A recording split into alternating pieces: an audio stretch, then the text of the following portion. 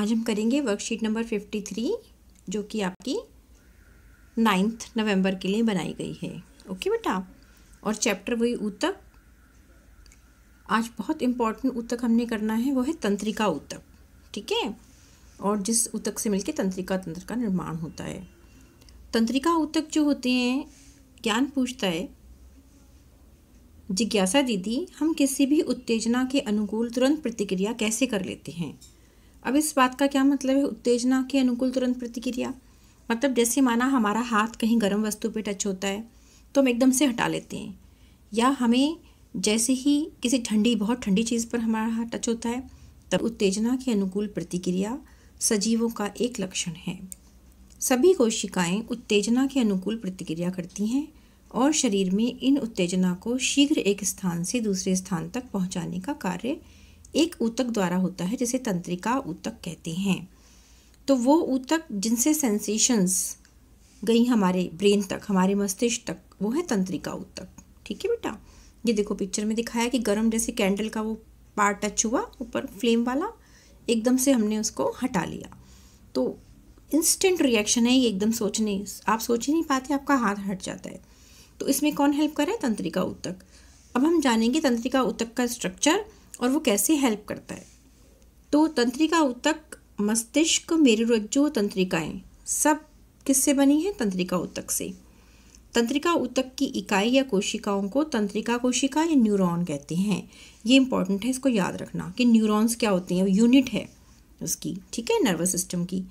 तो अब होता क्या है इसके अंदर एग्जैक्टली? ये आप स्ट्रक्चर देखें, पेड़ की तरह लग रहा है, जैसे एक खड़ा हुआ पेड़ होता है ना। ये देखो ऐसी ब्रांचेस और ये स्टेम। तो इसको अगर हम ध्यान से देखें तो इसके 3 पार्ट मेन हैं। एक तो है ये द्रुमिका, ये जो ब्रांचेस आपको दिख रही हैं। एक ये आपको दिख रहा है कोशिका काय। ठीक है, कोशिका द्रव्य जो इसके अंदर होगा, कोशिका काय, और तंत्रिकाक्ष। तंत्रिकाक्ष ये लंबा वाला, इस पार्ट को, ये वाला। ठीक है, तो 3 पार्ट में द्रुमिका, कोशिका काय और तंत्रिकाक्ष। न्यूरॉन कोशिका के कोशिका काय में केंद्रक और कोशिका द्रव्य होता है। जैसे कोशिका होती है वैसे इसकी भी कोशिका है। प्रत्येक न्यूरॉन में एक लंबा प्रवर्ध होता है जिसे एक्सॉन कहते हैं। ये देखिए, लंबा प्रवर्ध, एक्सॉन, लंबा। ठीक है, तथा बहुत, एक्सॉन मतलब यही तंत्रिकाक्ष को एक्सॉन बोला इंग्लिश के अंदर, तथा बहुत सारी छोटी शाखाओं वाले प्रवर्ध होते हैं जिसे द्रुमिका कहते हैं। ये लंबा एक्सॉन जो सेंसेशन को कैरी करके वहाँ तक लेके जाएगा जिस पार्ट पे लेके जाना है, और ये ब्रांचेस, ये। ठीक है ना, द्रुमिका है। एक तंत्रिका कोशिका 1 मीटर तक लंबी हो सकती है, इसको याद रखिए। बहुत सारे तंत्रिका रेशे संयोजी ऊतक के द्वारा एक साथ मिलकर एक तंत्रिका का निर्माण करते हैं और तंत्रिका तंत्र बनाते हैं।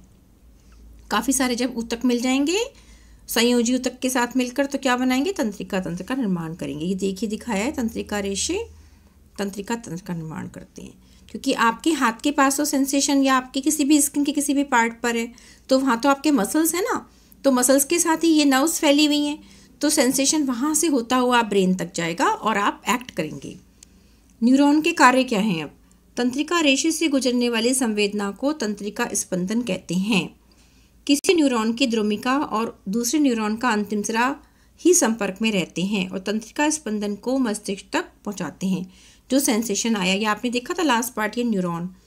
तो एक तंत्रिका ऊतक का एक न्यूरॉन और दूसरे वाले के क्या आ जाएंगे? वही आपके डेंड्रॉइड्स जो उसके निकले हुए, वो संपर्क में रहेंगे। इस तरह से पूरा एक क्या बना लेते हैं, लड़ी सी बना लेते हैं, और हम मस्तिष्क तक किसी भी इसको सेंसेशन को पहुंचाते हैं।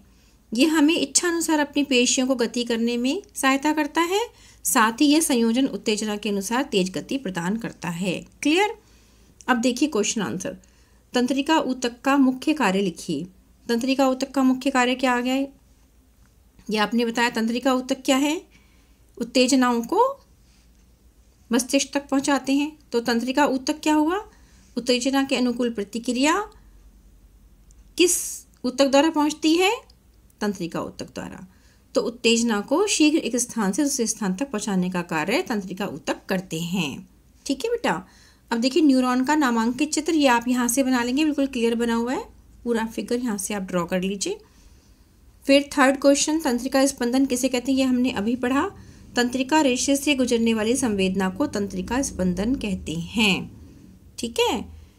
और उसके बाद लास्ट क्वेश्चन आता है क्वेश्चन 4, तंत्रिका ऊतक किस अंग का निर्माण करता है।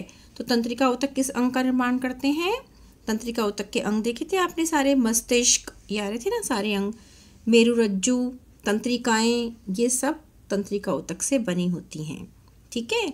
तो ये सारे अंग आ गए, मस्तिष्क, मेरुरज्जु, तंत्रिकाएं, इन अंगों का निर्माण करता है, जिनको मिलाकर क्या बनता है, तंत्रिका तंत्र बनता है। क्लियर बेटा। तो ये अच्छे से समझ लेना, बहुत इंपॉर्टेंट टॉपिक है। और ये डायग्राम आप बिल्कुल याद कर लीजिए, ये बहुत एग्जाम पॉइंट ऑफ व्यू से इम्पॉर्टेंट है। ओके, थैंक यू बेटा।